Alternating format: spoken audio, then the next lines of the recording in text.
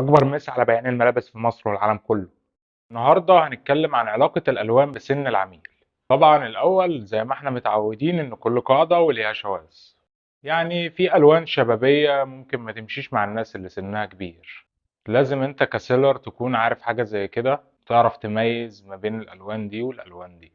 انت كبياع ملابس لو دخلك حد سنه كبير أو فوق الستين مثلا، ما تحاولش إن انت تعرض عليه الألوان دي، لأنه ممكن مش هيشوفها مناسبة بالنسبة له، وبالنسبة له أنت كده مش فاهم دماغه، يبقى البيعة مش هتتم. يا راجل. لكن لو أنت بتعرض له ستايلات معينة هتليق على سنه وألوان تليق على سنه، أكيد هيركز معاك ويفهم إن أنت كده فاهم دماغه كويس جدا.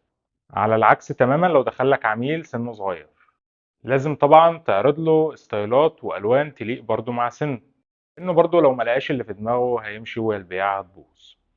بس لازم نهتم بالألوان جدا، عشان كده عملوا لايك اصفر وشير ابيض وسبسكرايب احمر. سلام.